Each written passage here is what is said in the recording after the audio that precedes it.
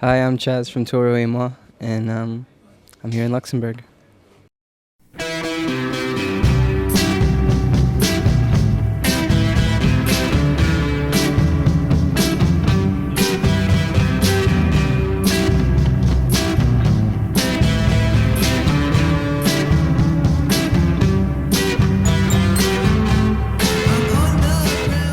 You have been a big success on blogs in 2009 and even now.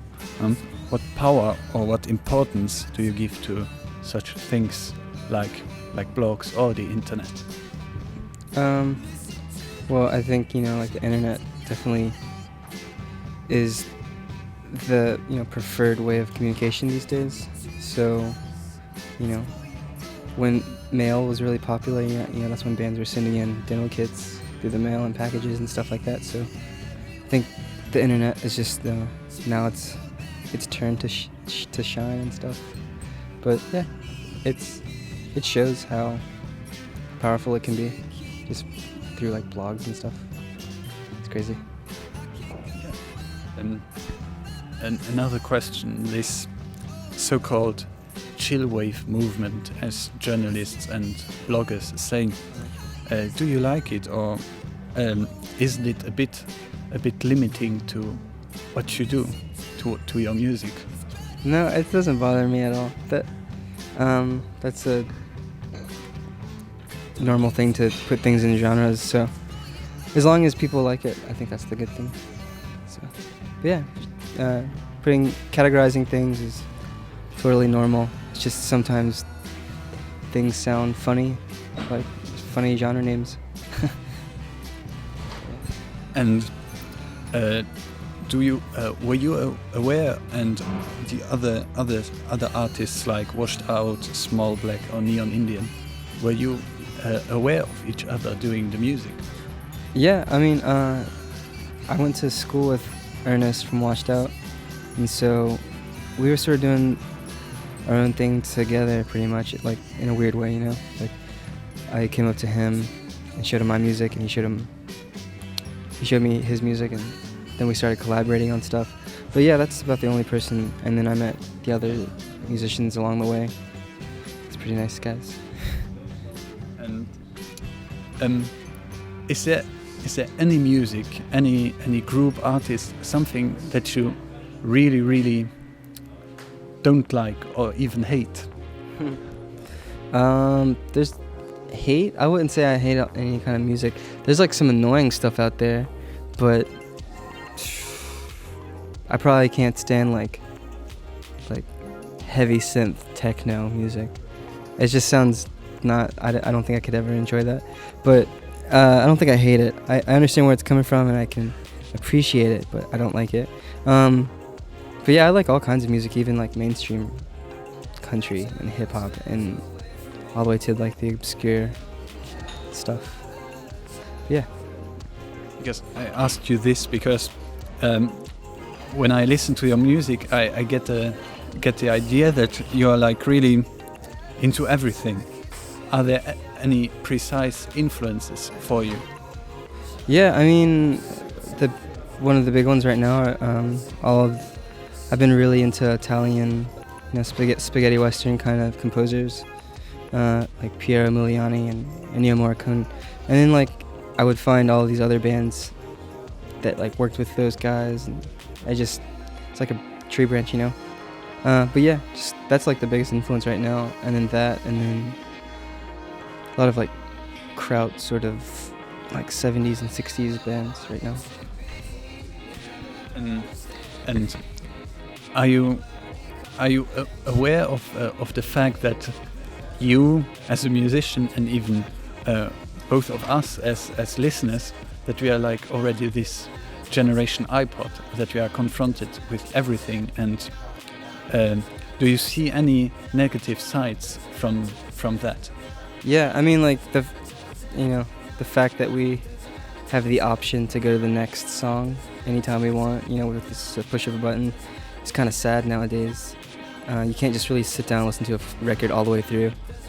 So, I'm like that now, unfortunately, because of technology allowed us to be like that. And then I think other people can see that they're in the same position.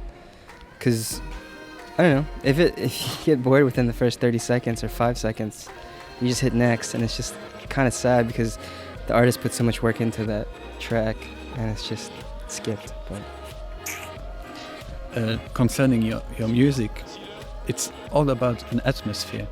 It's not, even if you have samples and bass and things like that, it's always like really atmospheric. You're like in the beginning of the 90s when Ninja Tune was at its peak with people like Square Pusher or Aphex. No, they're more Warp. God, sorry, they're Warp. But whatever. These people are like these child prodigies, like really the guys sitting in their corner in their bedroom and doing music on their own. And now there are these people under this Chillwave label, which are doing sort of the same thing. What was your approach in doing music? I mean, like I started doing music and stuff when I was like 15. And it was still in my bedroom, and it still is in my bedroom. Like I just recorded the last record in my bedroom. So I don't know. It's just easier to be at home, and the atmosphere at home is better than being in a studio. There's no pressure. There's no, there's no weight hanging over your head that says like, hey, you just paid all this money to go to the studio and you're wasting time just like surfing the internet or something. So I don't know, being at home definitely has its perks because it's where you're most comfortable, I think. And I think, because of technology again, people are able to bring tracks from their house to the world, through the internet. So it's amazing. And do you imagine yourself sitting in a distant future in a studio, even if you like your bedroom? Yeah, for sure. I mean, like, I want to get into the studio definitely more often because I just mixed the last record in the studio, but I still tracked it at my house. So just getting that little taste of the studio definitely makes me want to do the whole thing in the studio. But I think recording at home is a good way to get ideas down, and then just polishing off those ideas in the studio is probably what I'm going to be doing. And if you talk about your bedroom, it's like a big thing I get from your music. It's like the music wants to give you the idea of a big space, but in fact it's really intimate. It's really intimate music. Mm-hmm. I mean, like that was just another, that's just how my influences sort of spat themselves out together. I think I'm really influenced by shoegaze, and that's like where a lot of the atmospheric sort of ambience comes from. And then I like a lot of mainstream stuff, so that's where the presence comes from. So I think that's a good, indication or start to see where it comes from. On my touch, this was even more this shoegaze touch. This new one, it's in the production. It's much more cleaner. Yeah. Was this intended? Not really. I mean, like, it's just over time, if you keep doing something over and over again, inevitably you're gonna get better at it, I would assume. But like, when I was doing like My Touch, I was using like Fruity Loops and just like this digital 9-track. And when I did Causers of This, I pretty much had the same equipment. It's just I knew how to use it better. So yeah, it was just getting better over time. So this Toro Y Moi project, is it a project of constant exploration in sound? Definitely. I mean, in a way, yeah. It's probably like my most personal project, because it's always gonna keep changing whenever I feel like my musical taste is changing. So, unlike lessons, I'm gonna always keep lessons sort of like remix dance tracks. So yeah, TORO Y MOI is probably the most personal kind of project that changes along with my taste. Because I asked you this because he was like, Pit told me only yesterday, you've got to check out these 2 tracks on MySpace, the new ones, and I listened to them. I have to admit, I listened to them twice only, and it was a different music. It was like really like Deer Hunter or something. This really, I can't explain it really. But are you going to work like this for 5 more years? Because when you're changing your style every 2 weeks, or when you're going